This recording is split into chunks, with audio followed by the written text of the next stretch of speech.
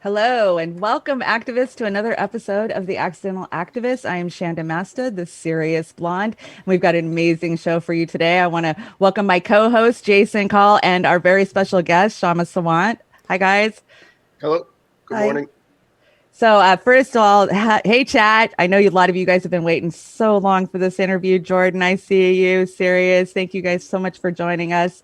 I've had a few technical difficulties this morning. I don't know if it's coincidence or paranoia, but hopefully we can get through this okay. So, Shama, I'm so excited to have you on. I got to fangirl out just a little bit, just because you have been so inspiring to, activists such as myself over the last 5, 6 years, watching you fight the good fight in Seattle. And I kind of want to just start out by bringing up the first slide deck, Oz. I think slide 5, and just showing a kind of a collage of what you've been doing.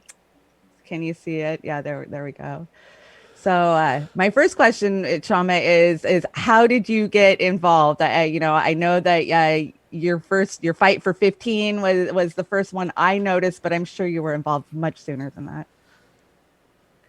I've been a member of Socialist Alternative since 2009. And, even before that, even in my childhood and early days in India, the earliest memory that I have of myself as a person is somebody who was in a serious search for answers about society and the world and why there was poverty and inequality, even though it was obvious that there is no, not only wealth, but also creativity and productivity and technology to solve all the world's problems.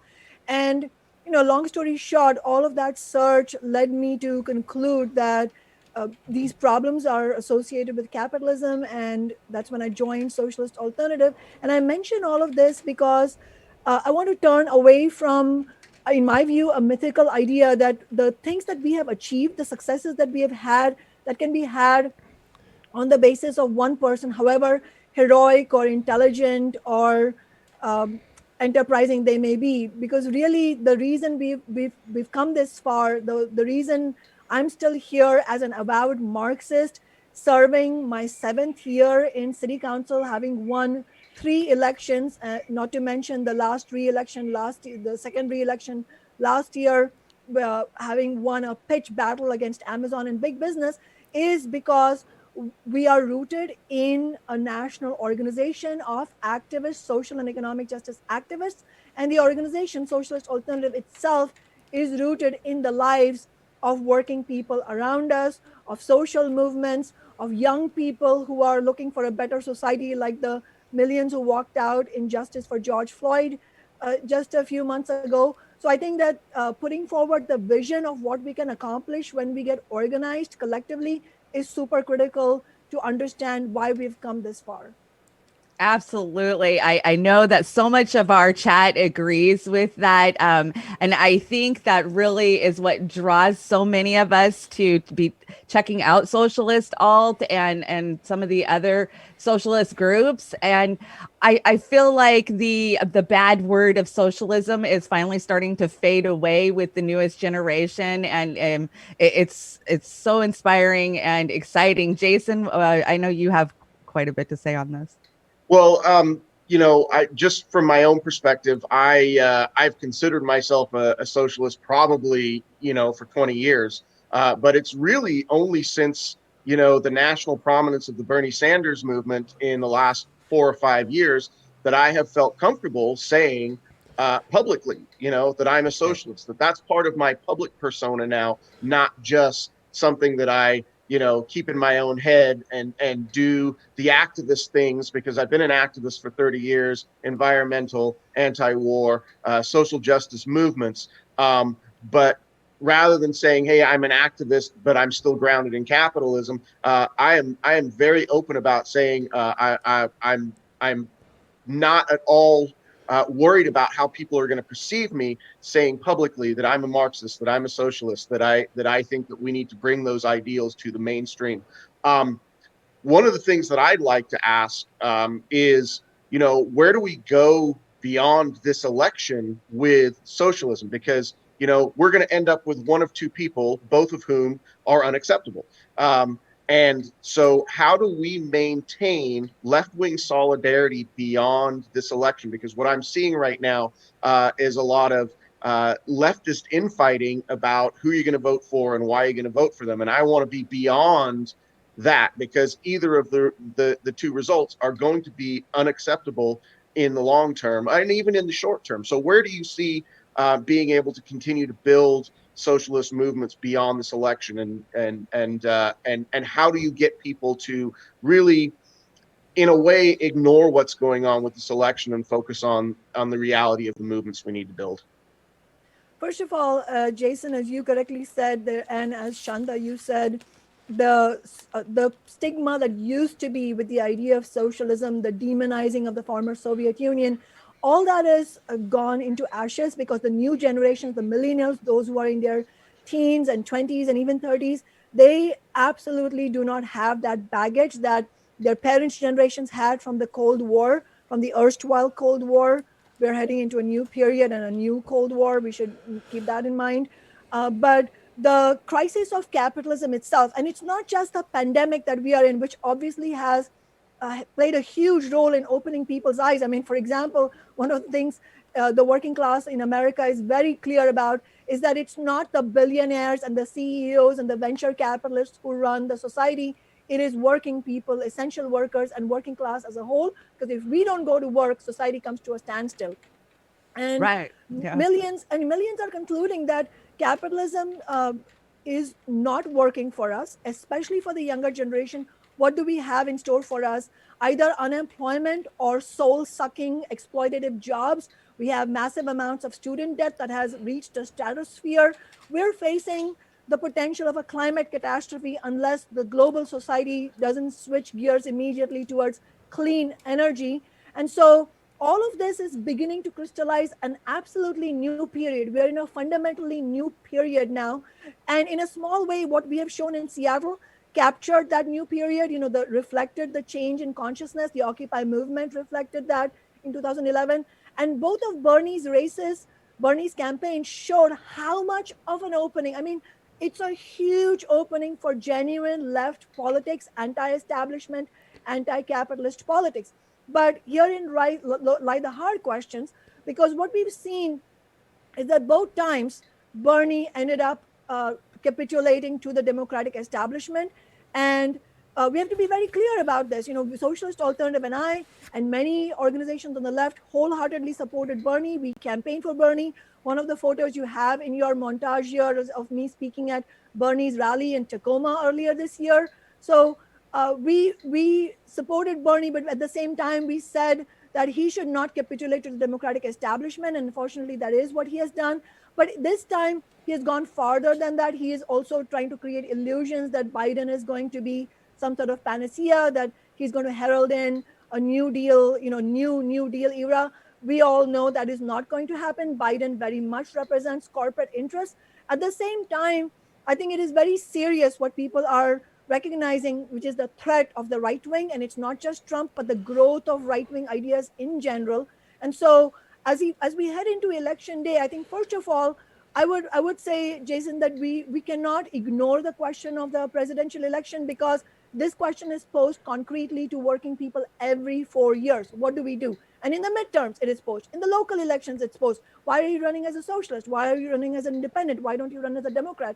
So I don't think that there is any way for us to shy away from that question. We have to confront it, fully, in a very open way.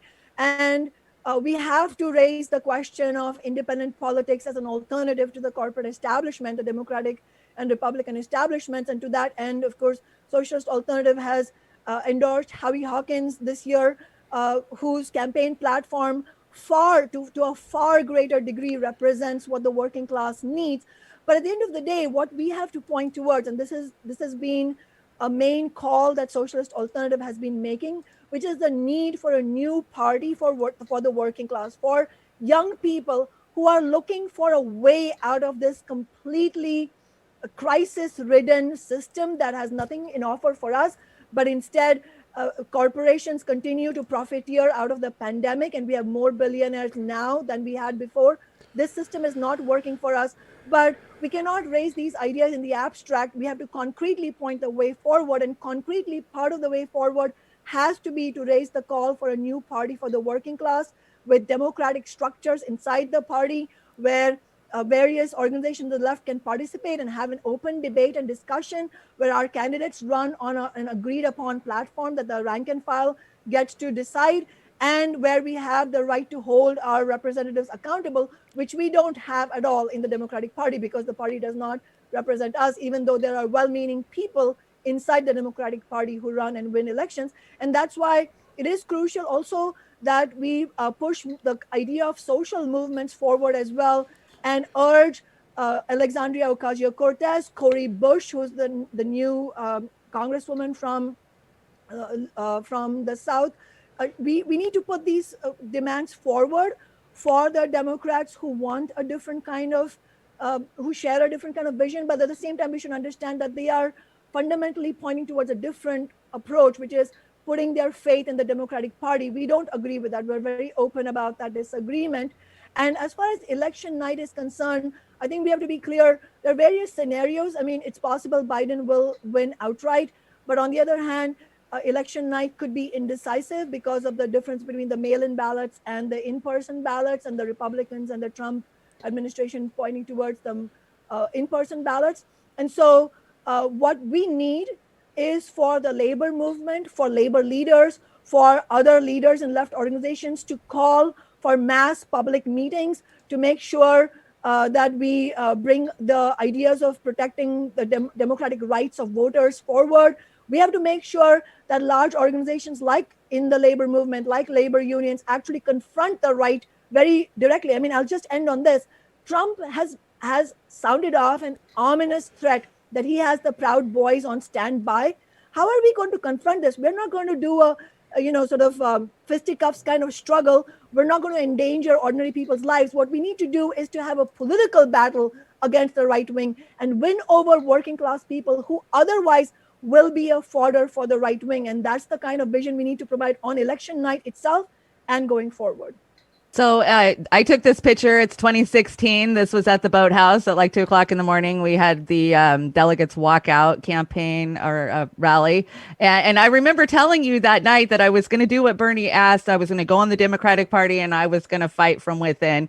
And I'm here to tell you almost 5 years later that it was a colossal waste of my time. I don't think you can have a revolutionary party inside of, a non-revolutionary party.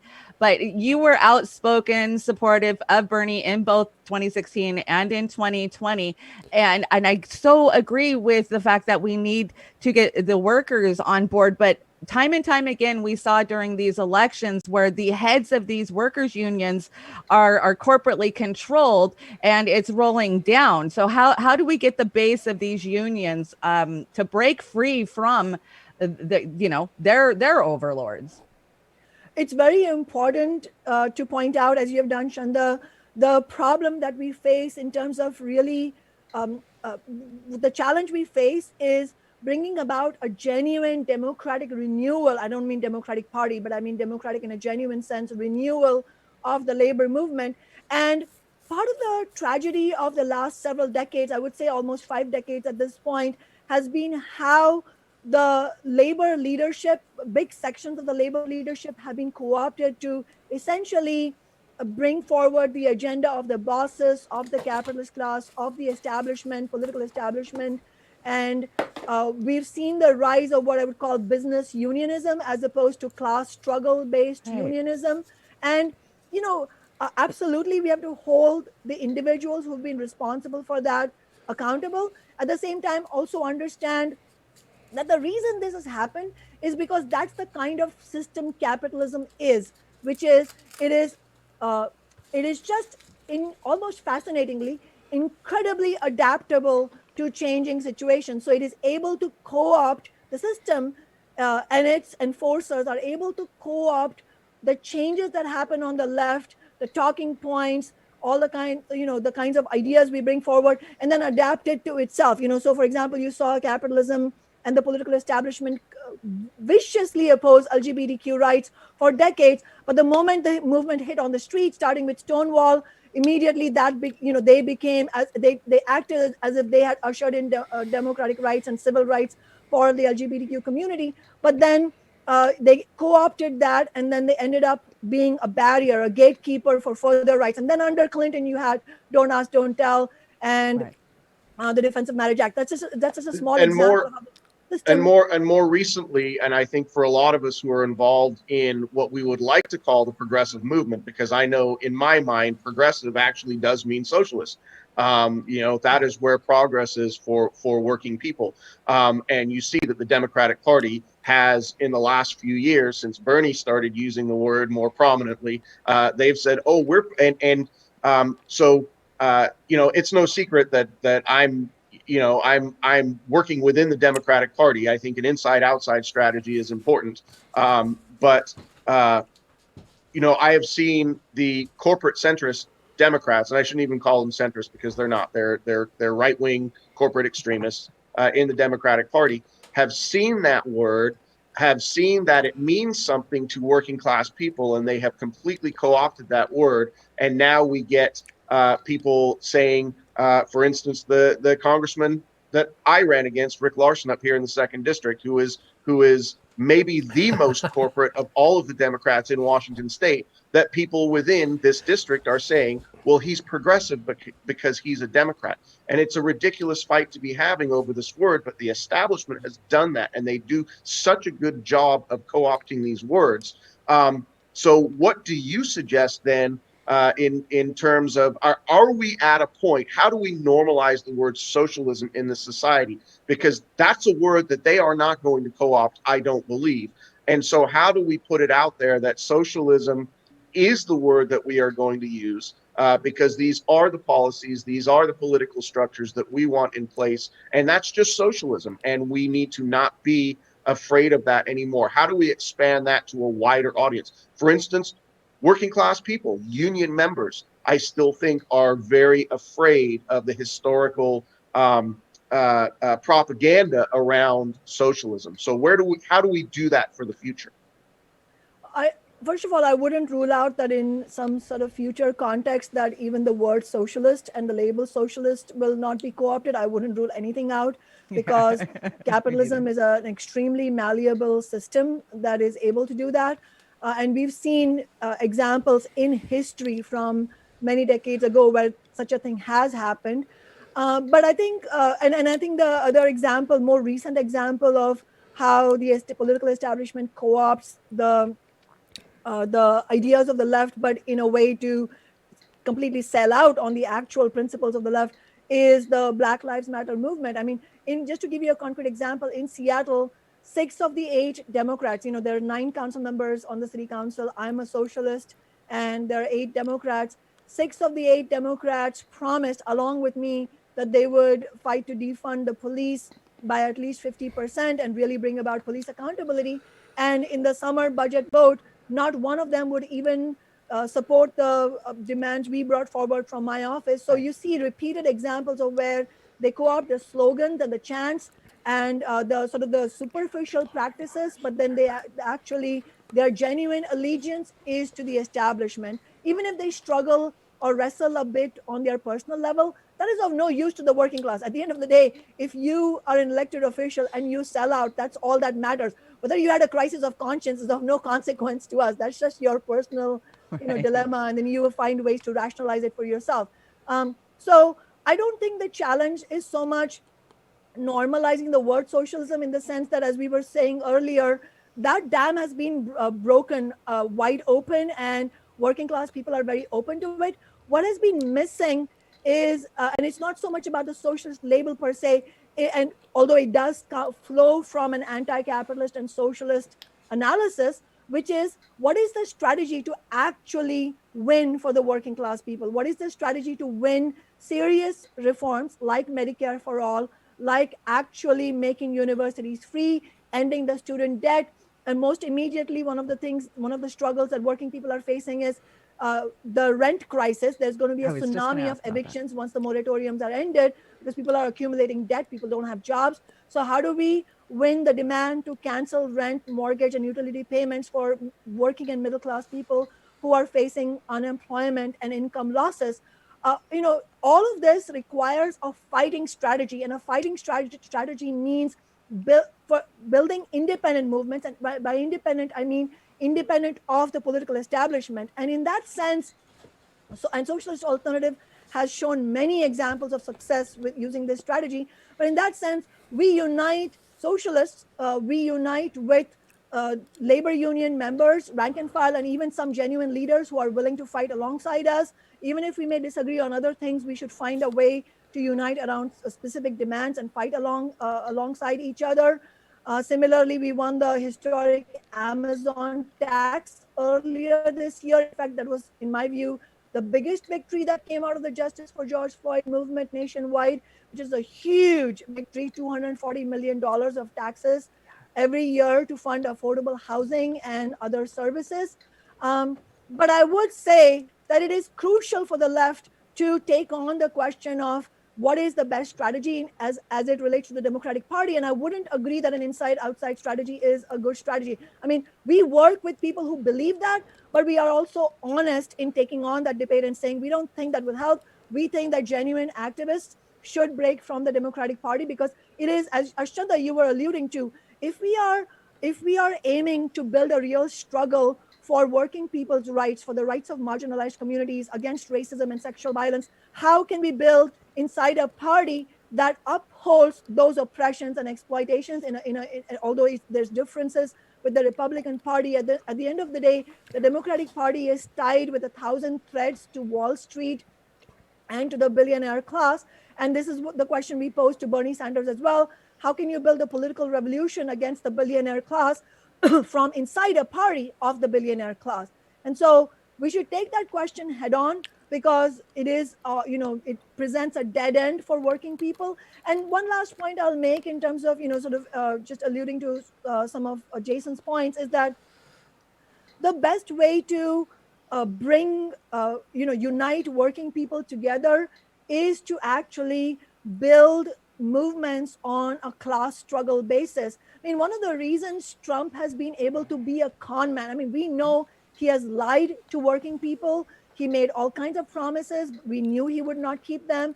And it has been horrendous for working people, for labor union members, for the LGBTQ and Black communities, for immigrant community. We know it's been a disastrous regime, not to mention his response to the pandemic. But how do we win working people over when they correctly have disgust of the Democratic Party establishment as well? So we have to unite people by explaining that we have to build our own independent struggles. And that is why it is so crucial that the labor movement play a leading role. But again, going back to the labor question, we will not be able to win these battles and bring the labor movement out into the forefront unless we have a root and branch renewal of the labor movement, where the rank and file themselves have to fight to build different kinds of unions and really push aside those leaders, those bureaucrats who've been an obstacle, and worse, to building a real class struggle based approach. But the left also has to play a role. And I'll just provide one example. When the grocery store workers in Boston were out, Stop and Shop grocery workers were out on a strike, Socialist Alternative members who are not members of the grocery store union, we stood alongside them in the picket lines. We chanted with them, we marched with them, and we provided whatever political support we could to help them succeed. So I think the left has a role in building helping to build the confidence of the rank and file within the labor movement as well.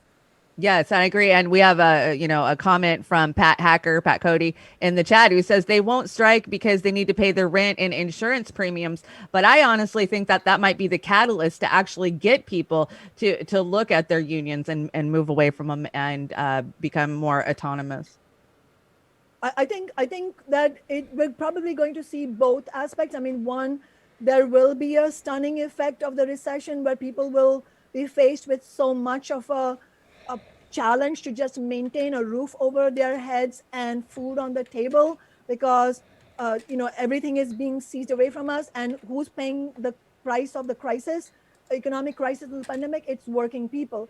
But at the same time, we are already seeing a bubbling over of anger by workers. We saw warehouse workers of Amazon showing incredible courage and then facing firing and other types of retaliation against them merely for demanding that the warehouse should be industrially clean to keep their workspace safe in Right. the context of the pandemic. We saw Instacart workers go on strike actions. We're going to see more and more of this, as I said, sort of bubbling over of working people, and not all of it is going to be in unionized workplaces, and that's why it is important that we provide as much solidarity as possible to every such action, because every such action is going to provide confidence for future actions. Right. So we see Amazon hiring intelligence analysts to go after workers when they are trying to unionize and, build political activism within their workspace.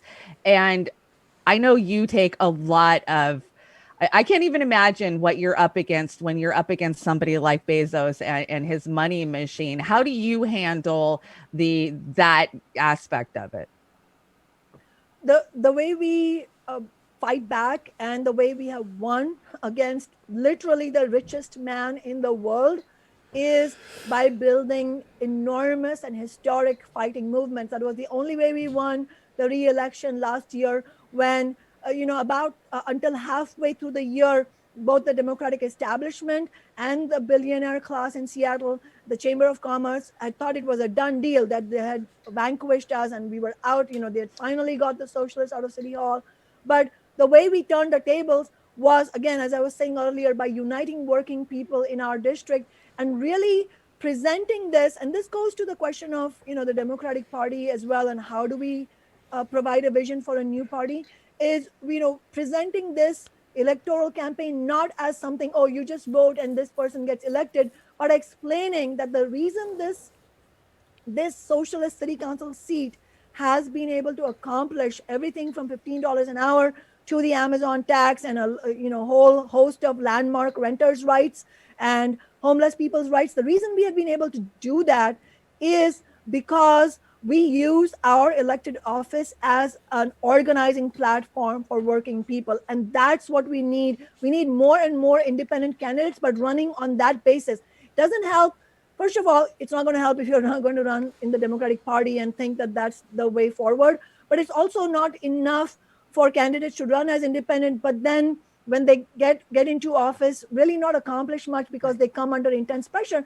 And I cannot possibly overstate the kind of pressure you come under once you get elected. It is enormous. And if you don't have yes, it is about personal morality and backbone, absolutely. And if you're not willing to take the heat, then you're not going to be any use for the working class. However, it's not just that. It is about having a political analysis that acts as your rudder to know that no matter how much they push back against you, that's not where your strength lies. And so you should not back down and feel demoralized. Your strength lies in helping to organize working people. So always and every day, keeping your eyes focused on the strength of the working class and having faith that despite obstacles, despite setbacks, and yes, there will be setbacks in the path of movement building, we will keep going forward, especially recognizing that this is a new period. And Chanda, in terms of the challenges we face, I'm sure many of your viewers have heard,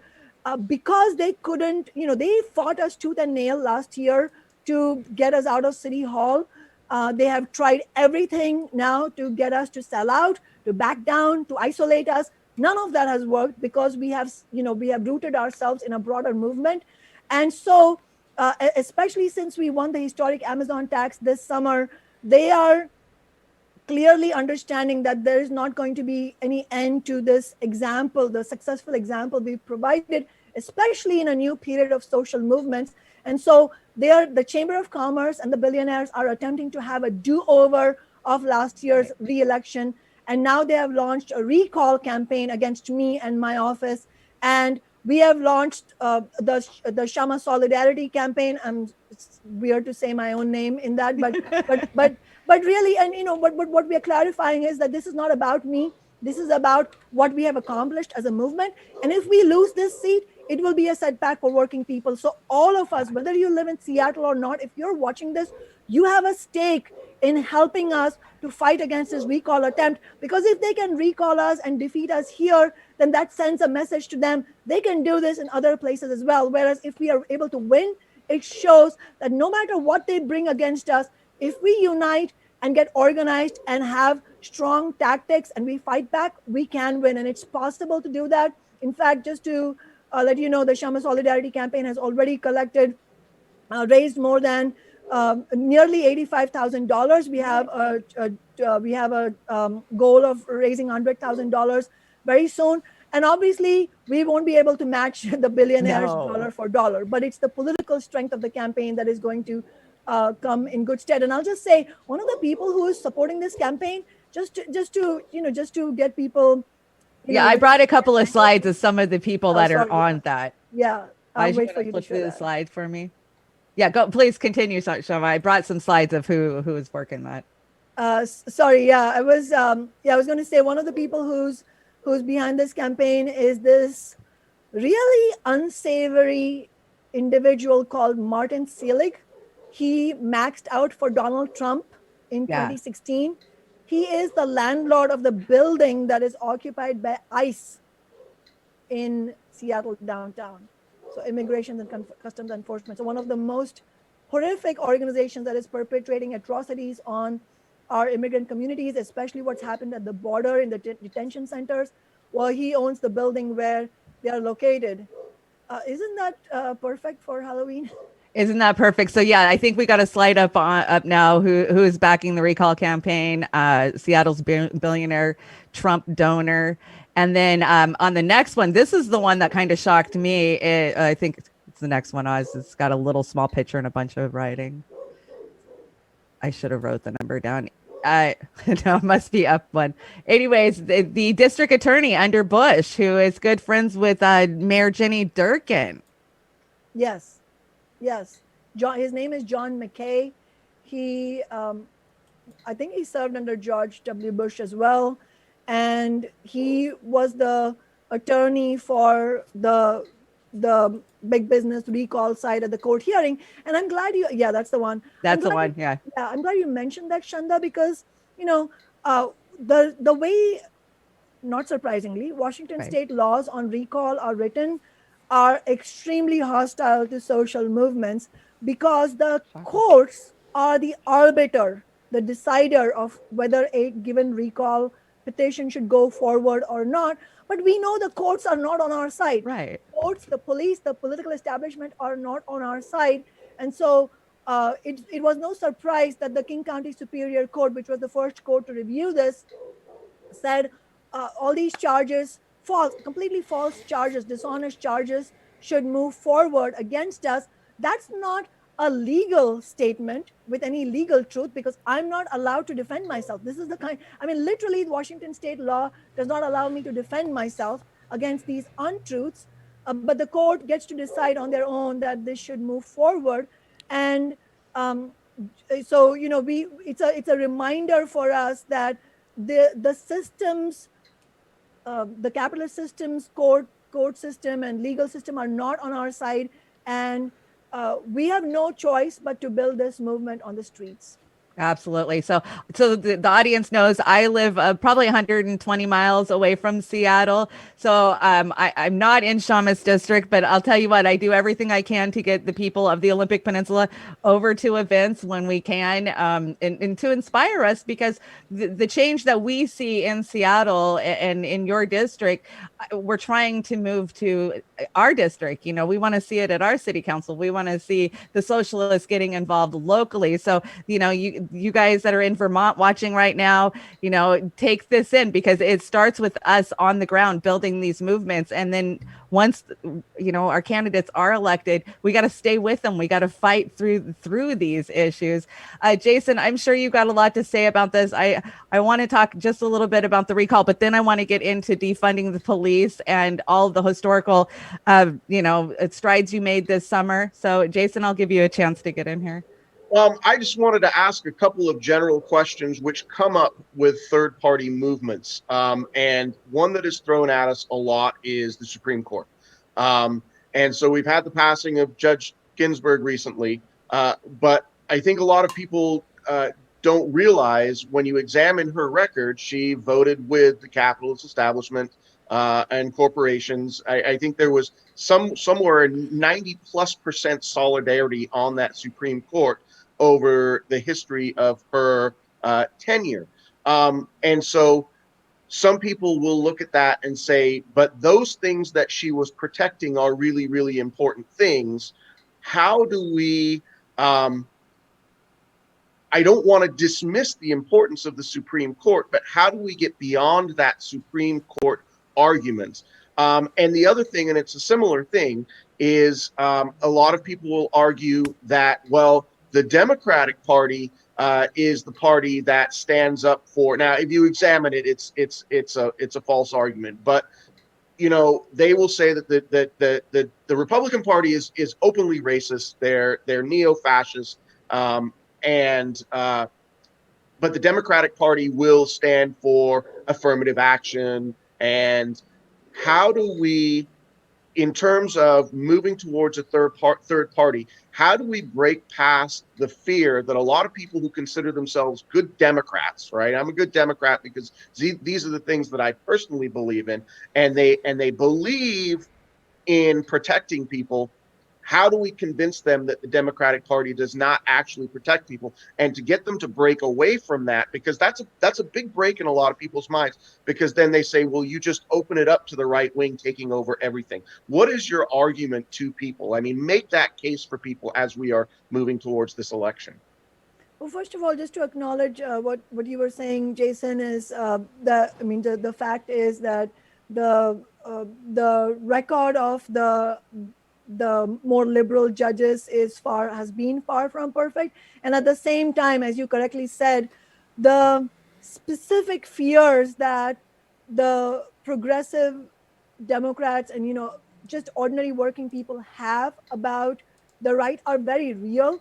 The attacks on abortion rights, women's rights in general, labor rights, immigrant rights, all of these attacks from the right wing and from the Trump administration are not imaginary fears. They are very real fears. And to the extent that people are thinking about Supreme Court appointments with the fear that what we have actually won already could be lost, that's a very real thing. But I think the question to be posed is, what is the best way to actually defend what working people have won so far, like Roe v. Wade, and how do we, win more? What is the strategy towards that? And at the end of the day, I think what we see is the Democratic Party, and these are the questions I think we have to raise to people who are tied to the Democratic Party out of fear of the right wing, which is completely understandable. But how do we break through that? I think one of the things we have to point out is all the things that the Democratic Party is not doing. I mean, let me ask people one question. If, as the Democratic Party establishment claims, the threat is so huge from the right, why is it that not one establishment politician, whether it is Nancy Pelosi or Chuck Schumer or anyone else, why hasn't one of them said, let's bring out a national mobilization to make sure that we have the kind of Supreme Court we need? Why is it that the Democratic Party has not promised that once, if Biden wins and if the Democrats gain the Senate majority, then they are going to make sure that they fill the Supreme Court with progressive judges, because there's no constitutional limit on how many judges can be appointed by the Supreme Court. Mm-hmm. So if you start digging under the surface, you can come up with more questions like the two I have come up with right now, because it helps to expose that the Democratic establishment is not actually fighting to defend the gains and move forward. Yes, there is a clear difference between them and the Republican Party. We have to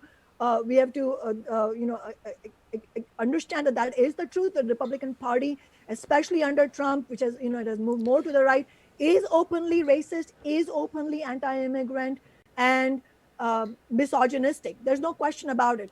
But the Democratic establishment doesn't offer the way forward because they don't have the strategy to win the right. I mean, let me just end on this. I mean, after the whole debacle that the Trump administration has been, after the disastrous performance he had in the debate where he I think basically self, what's the word? Self, he just he went into self-destruct mode in some sense. And Pence was no better. Pence was no better for No, his Pence part was in no the better. vice I mean, presidential debate.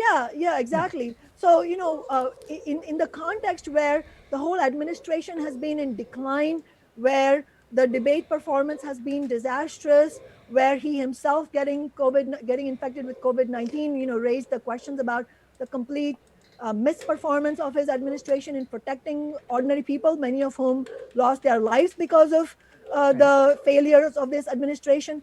In the context of Biden having at least an 8-point lead in various polls, why is it that still there is an open question of what Trump might do, what he might do on election night? My point is that the only reason he has any space to maneuver, Trump has any space to maneuver and engage in this fear mongering, is because the Democratic Party is not actually standing for working people, And and and they should have it's doubling down on an anti-Trump message. All they're right. saying is we're not Trump. This is what they did in 2016. They failed miserably. I don't think that is going to happen this year because people are seeing through the Trump administration. It's a different time 4 years later.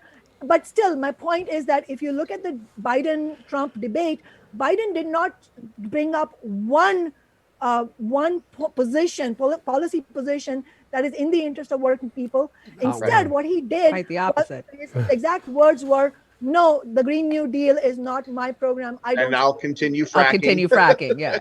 Exactly. And with with this whole thing that's going on with the Supreme Court right now, my personal opinion is that no Democrat should have even showed up to those hearings. That they if they want to go out to the public and message, this is packing the courts with a religious ideologue. We're not even going to give this the legitimacy of participating, but not a single one of them did that, and so there is a real theater aspect to everything that's going on with the Supreme Court right now that the Democrats are giving credence to. And all of this is that, yeah, exactly. All of this is an example of how the Democratic Party is not rooted in the real lives of working people. It's not rooted in social movements. It does not have organizing and movement building strategies, and it's never going to. That's the point. Right. And that's why we have to, really force open the question of a new party. And Socialist Alternative will be organizing in our various branches. We will be organizing public meetings, mass meetings, to discuss this question, around election night, right after election night. So I really urge people to join that discussion because we need that. Yeah, I so enjoy socialist alt meetings. Can I just tell you, they're the most informative, the greatest people. You're just so welcomed. I actually brought a field trip over a couple of years ago from Squim, and it was so incredible, the love that we were just welcomed with such energy, and it's contagious energy. We brought it home, and we used it here. So I want to talk about the Black Lives Matter and defund the police movement this summer, just because you did make such historical strides. I see Seattle as, the way forward, as the shining beacon of how other cities can do it. As there is a picture of one of those big police tanks. Yeah, this one. So over the summer, you were holding lots of meetings and events at the Cal Anderson Park, which many of you know or don't know is where Occupy or the CHOP Chaz was. And so first, I want you to explain, the legislation that you brought forward to cut their budgeting and their funding. And I know in 2016, you pushed them back from building a new bunker style, police station. So you've been on this fight for a long time. And how do we get other cities to do this too? Yes, as you said, Chanda, correctly, we Socialist Alternative and my council office, we've been on the forefront alongside everybody else in the Black Lives Matter movement from its very inception. And in 2016, the Democratic establishment, and just to make sure everybody knows, Seattle is not some sort of Republican bastion. So we don't have any Republicans in City Hall. As I said, it's 8 Democrats and a socialist. And in 2016, some of the most so-called progressive Democrats, and these are Latina, women of color who brought this forward. They so it was a proposal to build $160 million police precinct in the north of Seattle, and the movement that came out of the Black Lives Matter movement built this campaign called the Block the Bunker campaign. They called it a bunker. We joined that campaign in a full-throated manner, and it was the radical activists. It was their willingness to engage in courageous tactics, including taking over City Hall and shutting it down. They shut down City Hall at one of the meetings, and I went and joined them there, of course. And it was those kinds of fighting tactics and the work of our office that allowed us to win the Block the Bunker campaign. And in fact, I should mention that right after that campaign, we were heading into the budget discussions, and we've done this people's budget movement every year, and we've won many victories through the people's budget vehicle.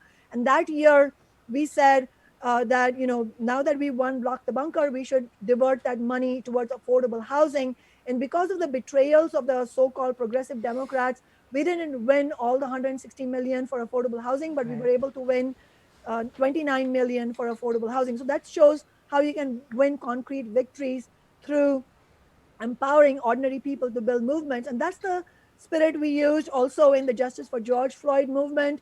And we, as you said, we brought forward a proposal from my office to defund Seattle police for the rest of this year. It was the summer budget, which was only going to be a vote on the budget for the rest of this year. And so we said the movement is demanding that the police be defunded by at least 50%.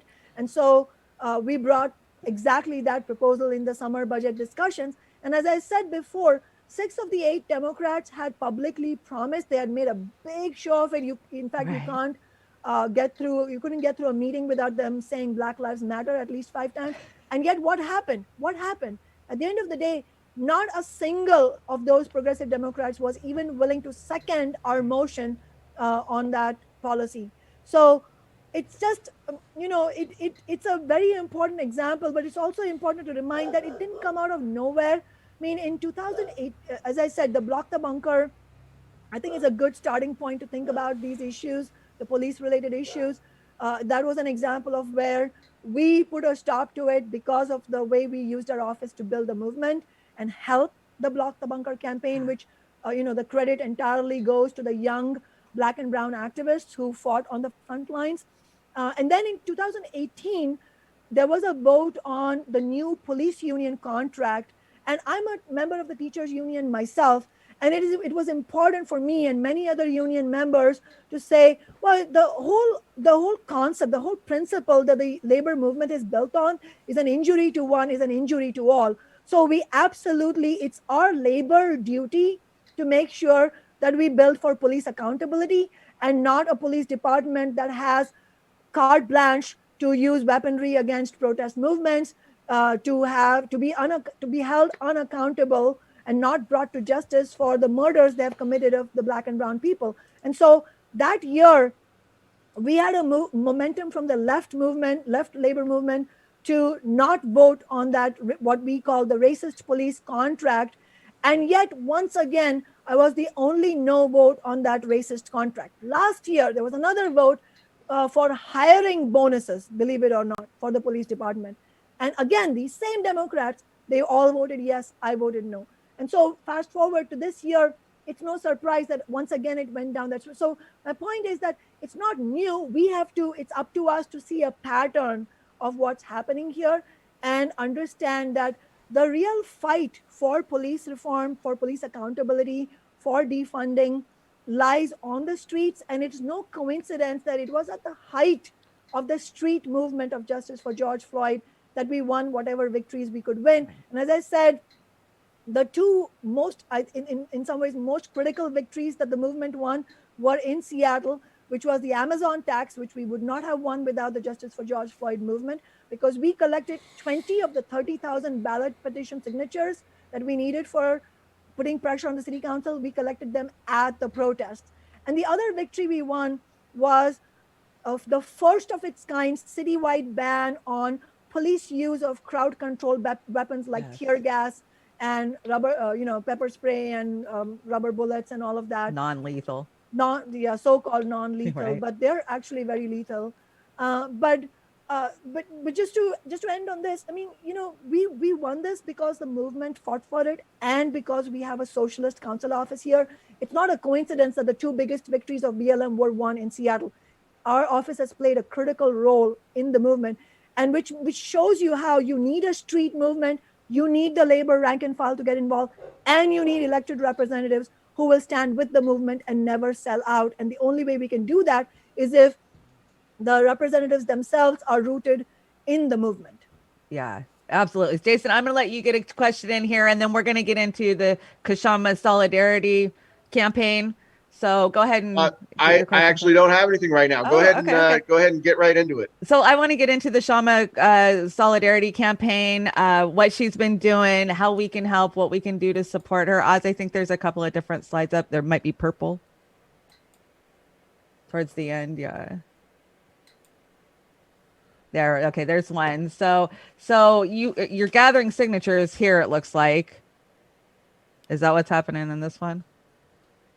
It's possible we're gathering signatures. We have a petition in which we are, explaining that the reason people should be in solidarity is because we are under attack for all the victories we've won, and also we need to build campaigns for future victories. And so it also talks about defunding the police. And another very important demand we have to fight on is the need for an elected community oversight board with full powers over the police, including hiring, firing, and subpoena powers.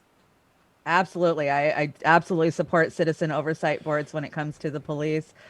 So you're going to have a volunteer campaign kickoff this weekend at Minor Park in the Central District, starting at 11. What can people do? What should they bring? How can they help?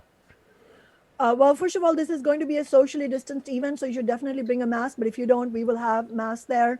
But if you live in Seattle, you should definitely be here if you want to fight for social movements. But even if you don't live in Seattle, but you're able to drive up, maybe you have a free day, you're looking for something exciting to do, you should definitely come up here or come down here, depending on where you are.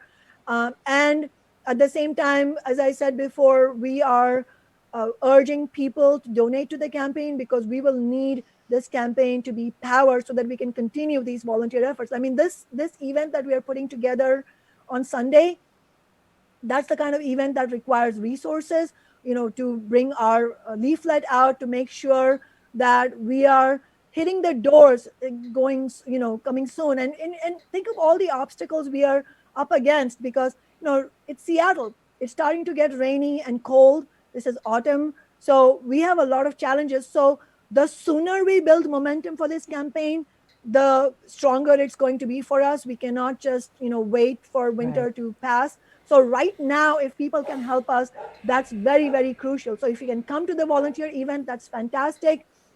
If you can't, and even if you can, please make sure to donate.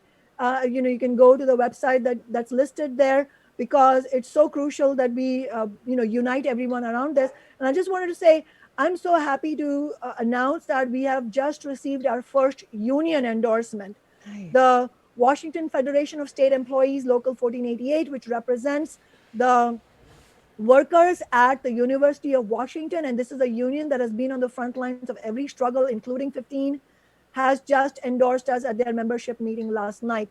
And I really hope that other labor unions follow. And if you are watching this and you are a member in your of a labor union, then please make sure to contact our campaign, because we have resolutions that you can run by your membership and get it voted on and get your union support. Absolutely. So there's so many topics I didn't get a chance to touch on with you. Jason, I'm going to give you a chance to kind of do a closing, and then I'll give Shama a closing, and then we'll be out of here. One of the things that I look forward to as we get past this election and move on to the next midterm cycle, and even towards the next presidential election, is building the solidarity that you have talked about. I know that the movement for a People's Party is starting to gain some prominence, but I encourage everybody who is involved with the Democratic Party, and this is myself included, whatever my own personal calculations are, to make sure that you are connecting with third-party left-wing movements, whether it's getting out in the streets when there are opportunities to do so, whether it's contributing to campaigns such as Shama's campaign or other. We've really got an opportunity for some great wins in Congress coming up. And as a former candidate myself, I'm standing in solidarity with a number of those candidates who have committed to Medicare for all, to a Green New Deal, to not taking any corporate money. But I recognize the reality that at some point our solidarity is not going to be within the Democratic Party, and we're going to have to find a way out of it to build that real unified third party movement. I worry about a lot of fracturing on the left, that this group is doing one thing and this group is doing another thing, and that for one reason or another, they're oppositional to each other. And so we really need to look for ways to bind ourselves together on the left in that solidarity. It's a challenge. Shama, I am inspired by you continually. You've given me a lot of things to talk about, and I hope you've given a lot of things for our listening audience to think about also. So I very much appreciate you being here and speaking with us today. Oh, our chat is absolutely in love, Shama. They love you in the chat. They say they need you in Olympia, so they want you to run for a bigger office. And so many in here just they love Shama talks lightning fast with tons of important facts by the dump truck load is what the chat is saying. So they're eating it up. They love it. There's so many things I wanted to talk about, maybe Julian Assange and, censorship, and hopefully we can invite you on another time and really talk about those things that are tearing the fabric of our country apart. But I just want to thank you so much and give you a chance to kind of close and wrap up. What do you want to wrap up? Just thank you very much for having me. And I agree with the point that Jason was making, which is that the real urgent need to unite the left. And I think the only basis on which we can do that, and this is, we've shown this through our experience and not just in Seattle, but Socialist Alternatives work in other branches, which is that we have to build a principled unity around the class basis, meaning uniting people around demands that really matter to everybody, regardless of other differences, while keeping a very honest debate open about the things that we disagree on. And we have to maintain that kind of honest debate, working together in solidarity approach on. And I think we also, going forward, have to have a real debate, and I would be delighted if you were to cover this on your show, a real debate between what is a class struggle approach and what is an approach based on identity politics and other points which end up dividing people. And as I said, one of the main reasons Trump has been able to win over a section of the working classes because they feel alienated from the Democratic establishment, understandably so. And so to win them over, we have to have the kind of program that brings forward demands of Medicare for all, living wage jobs, union membership, and also re-energizing the union movement. Well, absolutely. We are the media. We all know that the mainstream media really has failed our country intentionally by its owners. So, as my little show, I'm just a girl in a trailer park with a YouTube studio and a good engineer. We work our best to get the message out to the everyday people because, it's so hard to get the truth out there nowadays. So anytime you want to come on, anytime you need our services, please let us know. We are at your disposal. And as we have a really good, I was trying to get that clip up there. If this is what a socialist is, then we need more, not fewer, of Kshama Sawant. I can't see the rest of it. Studio's kind of glitched out, but okay. Thank you. I was going to try to get can you bring that slide up? Thank you, Oz. Thank you so much.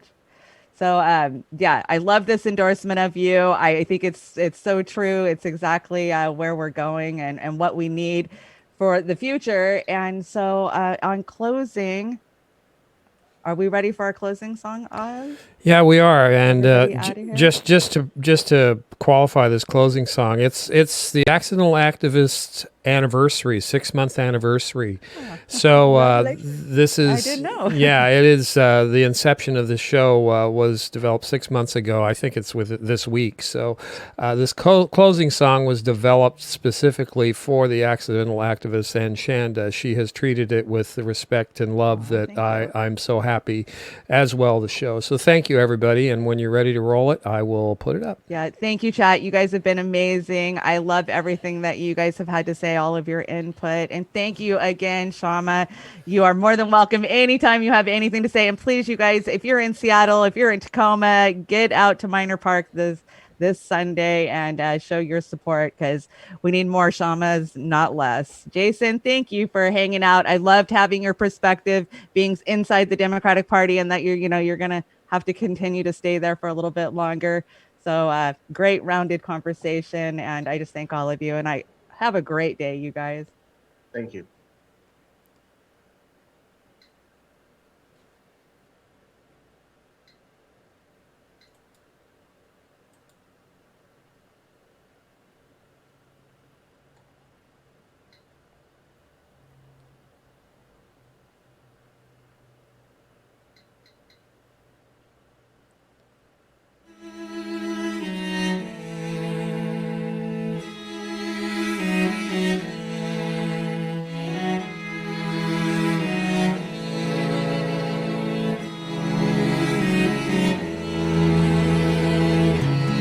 Closing the door, leaving behind all that has been. No turnaround, life begins out on my own. Follow the sun from day to day, free as a bird. Now is the time to spread my wings out on my own. Come to the conclusion I am in control. Take it with my body and my soul. I can fly over mountains, over seas. I never felt so free in the choices of my life. I can fly over mountains, over seas. I never felt so free in the choices of my life. Closing the door, leaving